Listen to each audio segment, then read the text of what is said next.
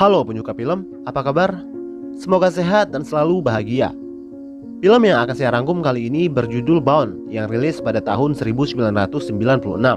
Mengisahkan tentang seorang mantan napi pencuri yang beralih profesi menjadi seorang plumber bernama Corky. Kemudian dia terlibat hubungan asmara dengan seorang gadis cantik bernama Violet yang merupakan gadis simpanan dari seorang mafia kejam bernama Caesar. Lalu mereka berdua berencana kabur dan mencuri uang $2 juta dari tangan Caesar, di mana uang tersebut adalah milik bosnya, yang merupakan seorang ketua mafia Italia berbahaya bernama Gino Marzone. Namun tentu saja tidak semudah itu mengelabui para mafia. Sebelum kita eksekusi alur ceritanya, seperti biasa jangan lupa bantu subscribe, like, dan komen. Di awal film, ketiga karakter utama secara kebetulan berpapasan dalam satu lift di sebuah apartemen. Di pertemuan pertama ini, Violet seakan memberi sinyal menggoda ke arah Corky, yang tepat berada di belakang pacarnya yaitu Caesar. Corky pun tampaknya menangkap sinyal itu dengan cukup jelas.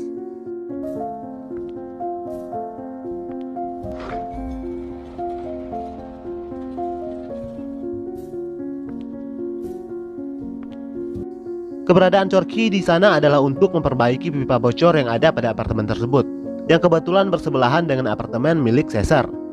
Di dalam, Corky sering mendengar desahan keduanya yang sedang bercocok tanam.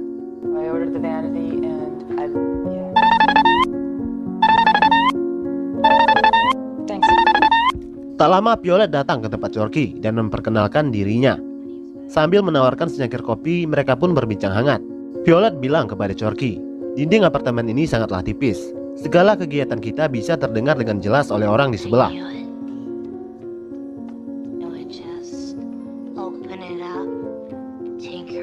Keesokan harinya, Violet menelpon Corky untuk membantu mencari gelangnya yang jatuh di wastafel. Hey, Mr. Bianchini.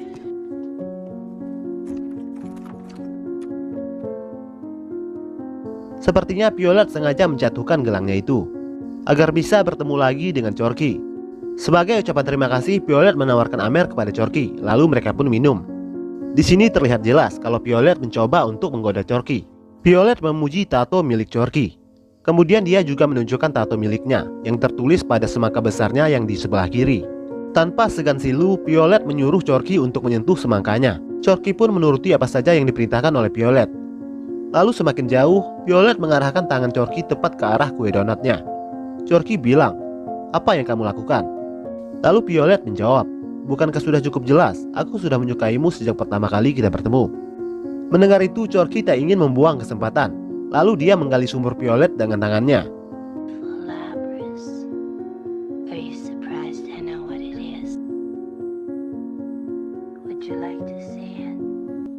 Dan tiba-tiba Caesar pulang. Dia marah besar melihat Violet membawa seseorang masuk ke apartemennya, yang di awal dia kira adalah seorang laki-laki. Tak lama dia baru sadar kalau Corky adalah seorang perempuan. Dia pun tak jadi marah. Lalu dia memberi Corky uang sebagai ucapan terima kasih karena telah membantu Violet.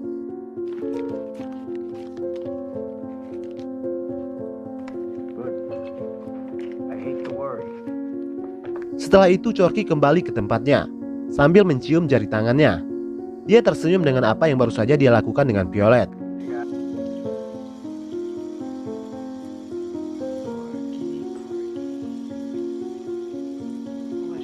Pada malam harinya saat ingin pulang, Violet datang menemuinya di mobil untuk meminta maaf. Corky bilang tidak perlu meminta maaf saat kamu merasa menyesal. Lalu Violet menjawab, "Aku memang menyesal. Menyesal karena kita berdua tidak sempat menyelesaikan urusan kita tadi." Kemudian Violet menciumnya. Corky membawa Violet ke rumahnya, dan malam itu mereka berdua pun saling beradu kue apam. Setelah selesai mantap-mantap, Violet lalu menceritakan kisah hidupnya kepada Corky.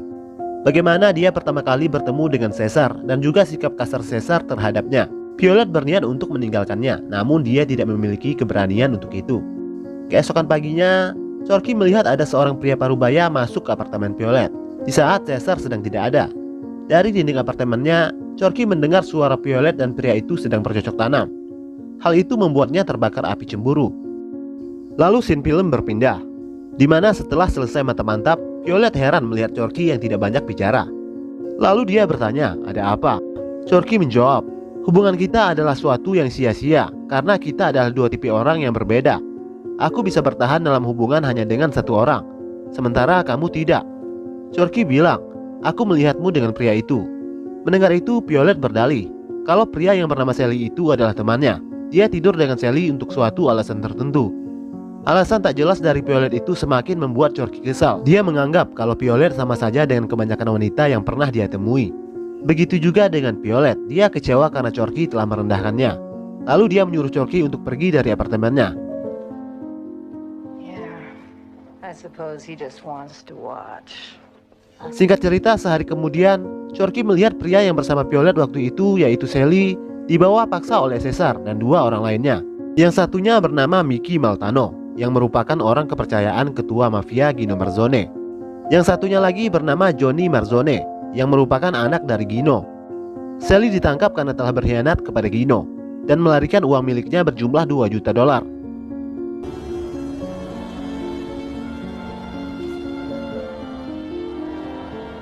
Di dalam apartemen, Chorky mendengar suara di saat Sally sedang disiksa di tempat Cesar. Sally dipaksa mengaku di mana dia menyembunyikan uang itu. Sementara itu, Violet mengatakan kepada Cesar kalau dia ingin pindah dari apartemen itu. Violet bilang kalau dia sudah tidak tahan dengan pekerjaan bahaya yang dilakukan oleh Cesar. Namun Cesar melarangnya dan meminta Violet untuk tetap tinggal bersamanya. Lalu Mickey datang menghampirinya. Mickey sebenarnya diam-diam menaruh perasaan dengan Violet untuk keluar sebentar dan kembali lagi setelah urusan mereka dengan Sally selesai. Lalu Violet pun pergi. Cesar sebenarnya sangat benci dengan Johnny, anak bosnya itu, karena sikap Johnny yang selalu merendahkan dirinya. Mentang-mentang dia adalah anak dari bosnya. Begitu juga sebaliknya dengan Johnny, dia juga sangat membenci Cesar karena ayahnya Gino Marzone lebih mempercayai Cesar ketimbang dirinya. Hal itulah yang membuat hubungan mereka berdua menjadi tidak akur. Sementara itu, Violet datang ke tempat Chorky. Melihat Violet yang tampak murung, kemudian Chorky mengajaknya minum di bar. Di bar itu, Violet menceritakan semua yang terjadi. Kenapa Sally datang ke tempatnya waktu itu.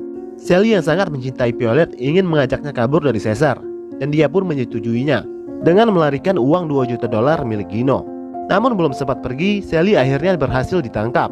Violet bilang, aku benar-benar ingin lepas dari Cesar, tapi aku tidak bisa melakukannya sendiri. Aku membutuhkan bantuanmu. Chorky yang memang mantan seorang pencuri awalnya menolak ide dari Violet itu, mengingat Gino Marzone adalah mafia berbahaya yang sangat ditakuti. Apalagi dia baru saja keluar dari penjara akibat kasus pencurian yang gagal dia lakukan. Namun atas dasar cinta kepada Violet, akhirnya dia setuju. Di rumahnya, Chorky dan Violet menyusun rencana yang rapi. Bagaimana caranya untuk mencuri uang 2 juta dolar tersebut tanpa harus mengotori tangan mereka. Chorky meminta Violet untuk menceritakan bagaimana hubungan masing-masing para mafia itu. Lalu Violet menceritakan hubungan tidak baik antara Cesar dan Johnny. Mendengar itu, Chorky mendapat ide untuk mengkambing hitamkan Cesar dan Johnny, membuat seolah-olah Cesar berpikir kalau Johnny lah yang telah mengambil uang tersebut. Johnny Marzone's his son. That's Johnny's coming to your place tonight. This is the big deal. Caesar's gonna want to do it right. He's not gonna want to look like an idiot. I have an idea how to make this work. Keesokan harinya, Cesar berhasil mengambil uang 2 juta dolar yang disembunyikan oleh Sally. Dia pulang dengan pakaian berlumuran darah yang merupakan darah Sally. Dia bilang kepada Violet kalau semua ini adalah ulah Johnny yang menghabisi Sally secara barbar hingga darahnya berhamburan di mana-mana dan membuat uang 2 juta dolar tersebut menjadi basah. Cesar juga bilang kalau dia sempat adu contos dengan Johnny karena hal itu.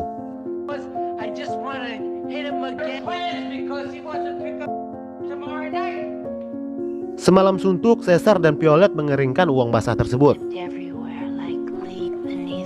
Lalu Violet memberitahu Chorky kalau malam ini Gino Marzone akan terbang dari Italia untuk mengambil uang yang merupakan money laundry itu dari tangan Cesar dan akan dijemput oleh Johnny dari bandara. Chorky dan Violet pun menjalankan rencana yang telah mereka susun. Saat Cesar sedang mandi, Violet sengaja menjatuhkan satu-satunya minuman kesukaan Gino Marzone yang disediakan oleh Cesar untuk menyambut kedatangannya. Melihat itu, Cesar marah besar kepada Violet. Violet bilang kalau dia akan keluar untuk membeli yang baru. Sementara itu, Cesar pergi melanjutkan mandinya. Waktu Violet ingin keluar, di saat itulah Chorky masuk. Lalu dia menjalankan aksinya.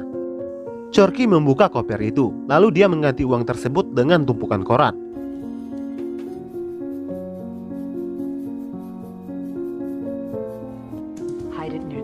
desk. And at that Tak lama Violet pun kembali. Di depan Caesar dia berpura-pura bertanya, apakah Gino sudah pergi? Caesar menjawab, apa maksudmu? Dia bahkan belum sampai. Violet menjawab, tadi di bawah aku melihat Johnny pergi terburu-buru menggunakan mobil. Aku pikir Gino sudah sampai. Bukankah Johnny yang menjemputnya? Mendengar itu Caesar menjadi keheranan. Dia heran apa yang dilakukan Johnny ke tempatnya di saat Gino belum datang. Caesar mulai curiga kalau Johnny datang untuk mencuri uang 2 juta tersebut. Lalu dia bergegas membuka kopernya. Dan benar saja, uang tersebut telah lenyap. Caesar hates Johnny as much as you say. It's beautiful. Caesar pun panik. Dia bilang kepada Violet, Johnny sengaja mengambil uang tersebut agar dirinya yang disalahkan dan dihabisi oleh Gino. Aku seharusnya menyadari hal itu dari awal, ujar Caesar. Seperti yang direncanakan oleh Corky, Caesar yang sudah tidak punya waktu mengejar uang itu dari tangan Johnny, karena sebentar lagi Gino akan segera tiba di rumahnya. Dia juga tidak punya alasan atau bukti yang kuat kalau Johnny lah yang telah mengambil uang itu. Sudah pasti Caesar berpikir kalau dialah yang akan dituduh oleh Gino menyembunyikan uang tersebut. Secara otomatis tentu Caesar akan memilih untuk kabur, karena tidak ingin menjadi sasaran kemarahan bosnya yang terkenal kejam itu. Melihat Caesar yang mengamuk, Violet menjadi ketakutan. Lalu dia menelpon Corky. On the way. But we have to go Violet. before it's too No, late. please. Violet, leave me alone. Corky berusaha menenangkannya. Dia bilang, tidak perlu panik. Semua sudah berjalan sesuai rencana kita. Yang harus kamu lakukan adalah menunggu Caesar untuk kabur. Violet bertanya bagaimana kalau dia memilih untuk tidak kabur. Corky bilang, maka kita terpaksa beralih ke plan B, yaitu menghabisi Johnny. I don't know, Corky. I don't know. Just walk out. Alright. Okay. Namun dugaan Corky tersebut meleset. Setelah berpikir panjang, Caesar memutuskan untuk tetap menunggu Gino datang dan berpura-pura tidak terjadi apa-apa. Dia berencana membuka kebusukan Johnny di depan bosnya itu dan memaksa Johnny untuk mengaku kalau dialah yang telah mengambil uangnya. Violet mulai panik dengan rencana Caesar itu. Begitu juga dengan Corky yang menguping pembicaraan tersebut dari apartemen sebelah. Corky takut bagaimana kalau nanti Caesar akhirnya tahu kalau Johnny tidak mengambil uang itu. Satu-satunya orang yang dicurigai Caesar sudah pasti adalah Violet, karena uang itu hilang tepat setelah dia keluar dari apartemen. Violet lalu mengambil semua pakaiannya dan berniat untuk meninggalkan Caesar. Namun Caesar marah dan mengancamnya dengan pistol agar dia tetap tinggal. Caesar bilang, kalau kamu pergi maka aku akan berpikir kalau kamulah yang telah mencuri uang itu. Violet terpaksa tinggal karena diancam oleh Caesar. Sementara itu Corky mencoba menelpon Violet namun tidak diangkat.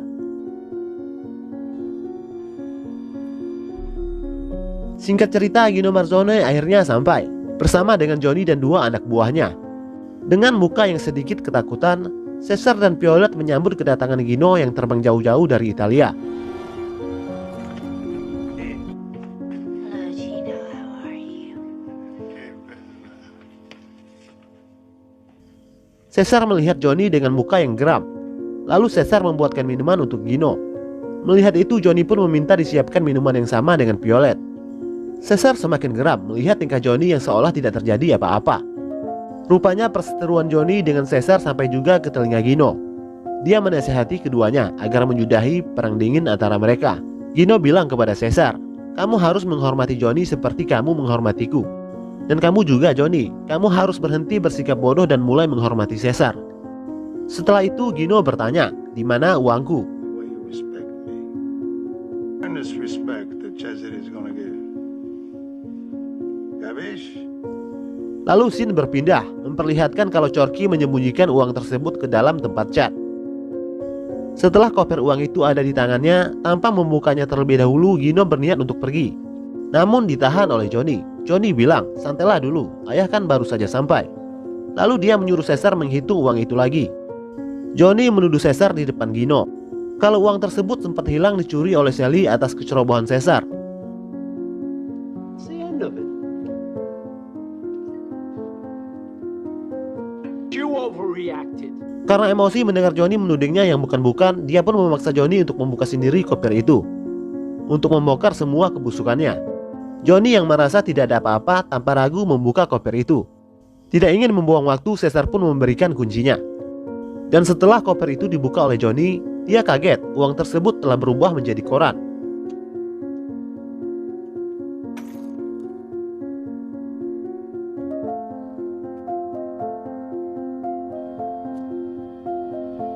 Lalu secara sigap Caesar mengeluarkan pistolnya dan memaksa Johnny untuk mengaku kalau dialah yang telah mencuri uang itu. Jelas Johnny tidak mau mengaku karena memang bukan dia yang mencurinya. Melihat Caesar mengancam anaknya, Gino menyuruh Caesar untuk tenang dan menyerahkan pistolnya. Lalu Gino mendekatinya untuk mengambil pistol itu. Caesar yang sudah merasa tersudut tanpa sengaja menembak Gino hingga tewas. Lalu dia juga menembak Johnny dan kedua anak buah Gino. Family.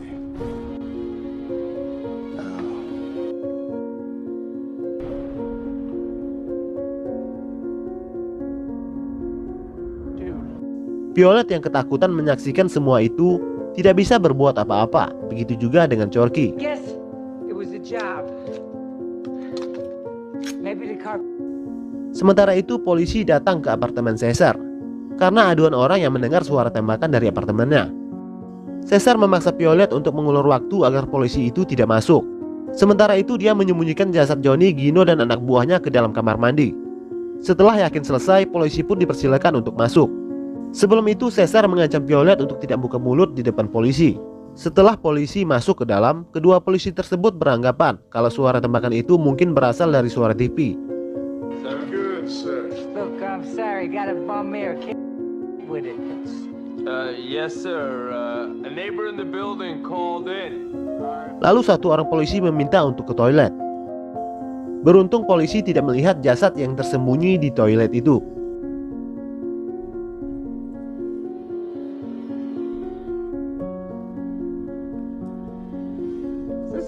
Sementara itu Corky memandangi uang $2 juta di tangannya. Tampaknya dia berpikir untuk melarikan uang tersebut. Setelah polisi pergi, Caesar memaksa Violet untuk ikut bersamanya ke rumah Johnny untuk mencari uang tersebut. Namun di sana dia tidak menemukan apa-apa. Dia pun semakin panik dan menangis. Lalu Violet menenangkannya. Say, Tak lama Caesar pun menelpon Mickey, kaki tangan kepercayaan Gino. Caesar bilang kepada Mickey kalau Gino belum sampai ke rumahnya. Mickey bilang kalau dia akan mencari tahu tentang keterlambatan Gino dan dia akan datang ke rumah Caesar untuk mengambil uang itu. Dia bertanya apakah uang itu masih ada di tanganmu. Lalu Caesar berbohong kalau uang itu masih aman di tangannya. Setelah itu dia kembali ke apartemennya. Lalu dia pergi mencari plastik dan tali untuk membuang jasad Gino CS malam itu juga sebelum Mickey sampai. Sementara itu Violet yang semakin panik menelpon Corky. Lalu Corky menjawabnya. Violet bilang, aku pikir kamu sudah kabur membawa uang itu. Lalu Corky menjawab, kalau kamu tidak pergi, aku juga tidak akan pernah pergi. Violet memberitahu Corky kalau Caesar belum menemukan uangnya. Kemungkinan dia akan segera kabur setelah dia membuang jasad Gino dan Johnny. Lalu tiba-tiba Caesar kembali dan melihat Violet sedang menelpon seseorang. Caesar menduga kalau Violet telah memberitahu Mickey semuanya. Lalu dia menelpon kembali nomor yang baru saja dipakai oleh Violet. Dan dia pun terkejut karena suara telepon berdering terdengar dari sebelah apartemennya. Lalu dia memaksa Violet memberitahu siapa orang yang ada di apartemen itu. Violet yang berontak lalu dipukul oleh Caesar hingga pingsan. Sementara itu Corky masuk mengendap-endap ke apartemen Caesar dengan membawa pistol untuk menyelamatkan Violet. Namun Caesar mengancamnya dari belakang. Dia pun kaget dan tertawa melihat kalau itu adalah Corky. Sementara itu Corky mencoba untuk memukul Caesar, namun dia berhasil mengelak. Lalu Caesar memukul balik Corky hingga pingsan. Lalu dia pun diikat. Caesar memaksanya untuk memberitahu di mana uang itu. Lalu Caesar mengancam akan memotong jari Violet. Mendengar ancaman itu, Corky akhirnya memberitahu Caesar di mana letak uang itu. Tiba-tiba suara apartemen belnya berbunyi. Kemungkinan itu adalah Mickey. Caesar mengancam Violet. Dia bilang, aku akan membunuh Corky jika kamu tidak membantuku meyakini Mickey kalau semuanya baik-baik saja. Secara terpaksa Violet pun menyetujuinya. Karena tidak ada yang membuka pintu, Mickey dan anak buahnya masuk secara paksa. Mickey berdalih kalau dia tidak mendengar bunyi belnya karena sedang berada di kamar mandi. Violet yang berada di kamar mandi mengambil HP yang ada di jasad Johnny. Di saat Mickey hampir saja membuka koper uang yang berisi koran itu, Caesar sudah bersiap-siap untuk menembaknya.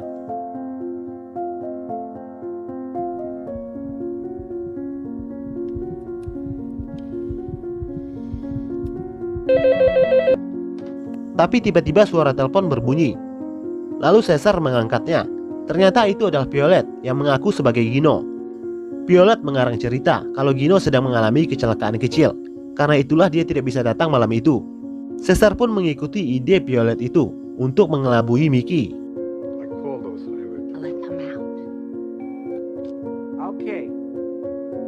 Right. Lalu Violet keluar untuk menyapa Mickey. Mickey pun pergi untuk menemui Gino.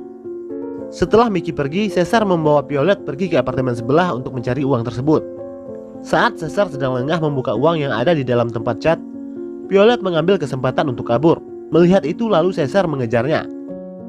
Sementara itu Corky berusaha meraih pisau yang ada di dekatnya dan mencoba untuk melepaskan ikatannya. Kemudian Violet bersembunyi di dalam lift.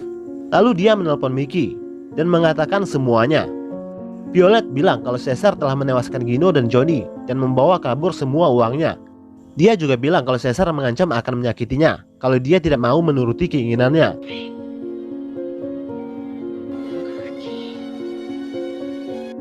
Caesar yang kehilangan jejak Violet secara tiba-tiba diserang oleh Corky. Namun Caesar berhasil melumpuhkannya.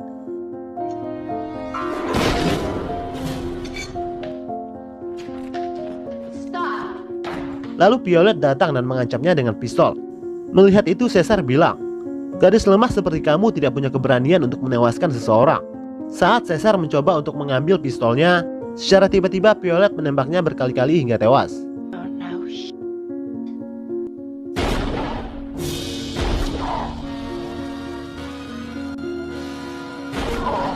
Lalu Violet dan Corky membuang jasad Caesar malam itu juga.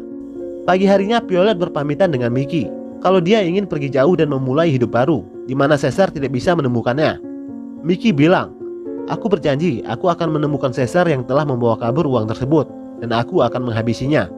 Violet berhasil meyakini Mickey kalau Caesar benar-benar telah kabur. Di akhir film terlihat Violet dan Corky di dalam mobil bersiap-siap untuk pergi jauh dengan membawa uang $2 juta milik Gino. Lalu film pun berakhir.